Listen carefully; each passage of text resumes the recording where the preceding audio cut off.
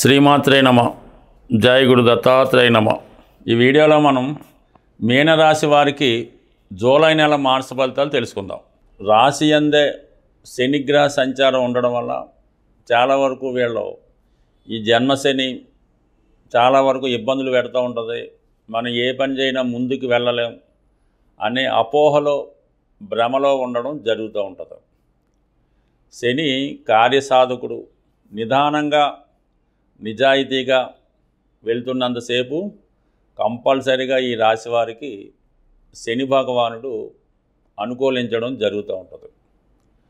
ఈ మీనరాశి అంటేనే గురువుకి సంబంధించినటువంటి రాశి.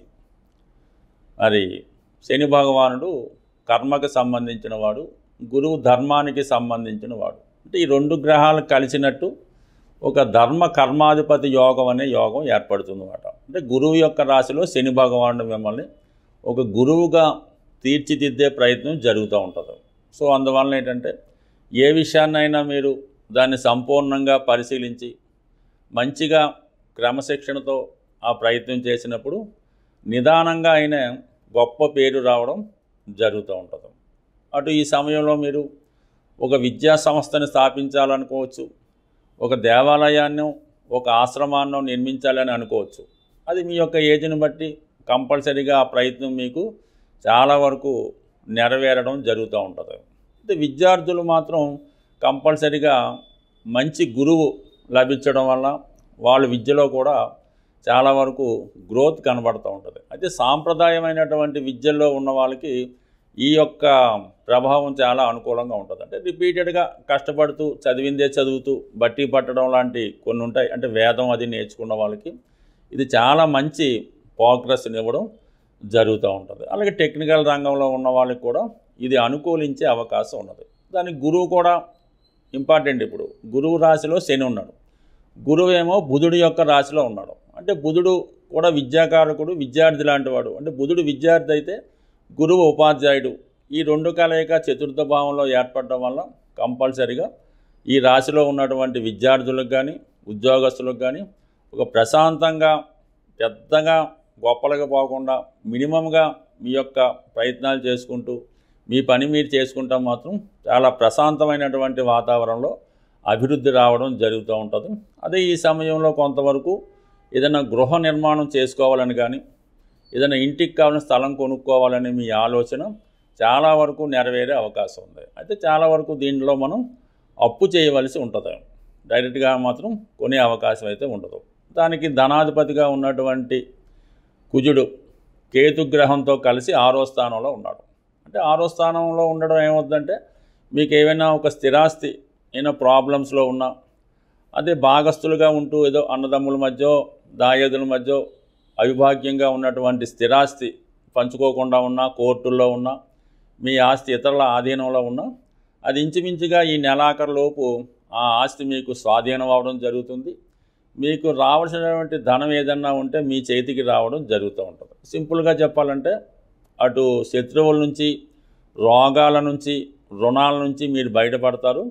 ఒక విధమైనటువంటి విజయ యోగం యాక్టివేట్ అవ్వడం వల్ల చేసే ప్రతి ప్రయత్నం కూడా మీకు విజయం అవుతూ ఉంటుంది. అంటే 6వ స్థానంలో రెండు గ్రహాలు కూడా భూమికి సంబంధించిన వాటిలో మీకు సక్సెస్ రావడం జరుగుతూ ఉంటుంది. 4వ స్థానంలో మరి షష్టాధిపతి ఉండడం, అక్కడ గురువు ఉండడం, మీరు ఏదైనా ఒక స్థిరాస్తి కొనుక్కోవడానికి ఆ ప్రయత్నం నెరవేరుతుంది. ఏదో ఒక శుభకార్యం మీరు ఈ సమయంలో చేయడానికి కూడా అవకాశం ఉన్నది చాలా బలంగా ఉంది. అంటే మనకు అనుకూలమైన గ్రహాలన్నీ బలంగా ఉన్నాయి, ఓకే. అయితే రాహు 12లో ఉండడం వల్ల మిమ్మల్ని రాంగ్ డైరెక్షన్ వైపు నడిపించే వాళ్ళు చాలామంది ఉండే అవకాశం ఉన్నది. సో ఏదైనా మీరు ఇల్లు కొనుక్కుందామో, స్థలం కొనుక్కుందామో, ఏదో పిల్లకి పెళ్లి చేద్దామని ధనాన్ని కూడబెట్టో మీకు వచ్చేది ఉంటే మీ పక్కన ఉన్నవాళ్ళు దాన్ని ఏదైనా వడ్డీ వ్యాపారం చేద్దామనో, ఒక షేర్లో పెడదామనో, ఇంకో దాంట్లో చేస్తే మనకి సంవత్సరానికి రెట్టింపు అయిపోద్దని మిమ్మల్ని ప్రలోభపరిచి ఏదో విధంగా మిమ్మల్ని ఆ ధనాన్ని వేరే చోట ఇన్వెస్ట్ చేయడము, ఇంకో విధంగా ఖర్చు పెట్టడమో జరిగే అవకాశం ఉంది. కాబట్టి సాధ్యమైనంత వరకు మీ మనసులో ఏదైతే ఉందో దాని ప్రకారమే పెట్టుకోవాలి తప్ప అనవసర ప్రలోభాలకి ఆశలకి లొంగినప్పుడు మొదటికే మోసం వచ్చే అవకాశం ఉంటుంది. కాబట్టి చాలా వరకు ఇతరుల మాటలు నమ్మకుండా స్వతంత్రంగానే నిర్ణయం తీసుకుంటే చాలా వరకు మీరు అనుకున్నది సాధించగలిగే అవకాశం ఉంటుంది. ఇది ఖచ్చితంగా మీరు పాటించవలసింది.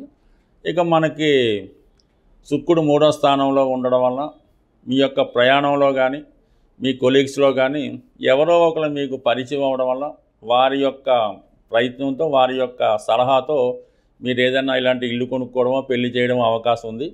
బట్ ఏదైనా మీ యొక్క స్త్రీల సహకారంతో బంధువుల సహకారంతో ముందుకెళ్ళే ప్రయత్నం చేయండి.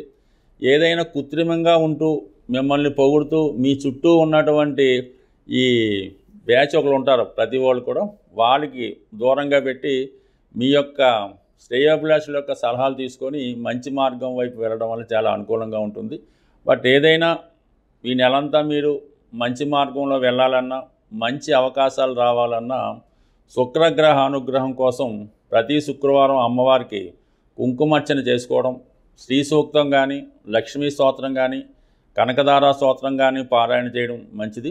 అలాగే మీ తోడబుట్టినటువంటి మీ అక్క చెల్లెల్ని ఏదో ఒక శుక్రవారం రోజు సత్కరించి వాళ్ళకి కావాల్సినటువంటి సమకూర్చడం వల్ల లక్ష్మీ కటాక్షం మీకు కలిగే అవకాశం ఉంటుంది. ముఖ్యంగా ఈ గ్రహాల స్థితిని గమనించినప్పుడు ప్రతి రాశి వారికి కూడా ఈ రాబోయే 6 నెలల్లో అంటే ప్రధాన గ్రహాలైనటువంటి శని భగవానుడు మీనరాశిలో ఉండడం, మరి రాహు కుంభరాశిలో ఉండడం, కేతు సింహరాశిలో ఉండడం, అంటే పాపగ్రహాలు ఏ రాశుల్లో ఉంటాయో ఆ రాశులకి సంబంధించినటువంటి పరిహారం చేసుకుంటే మనకి ఆ గ్రహాలు యోగిస్తాయి.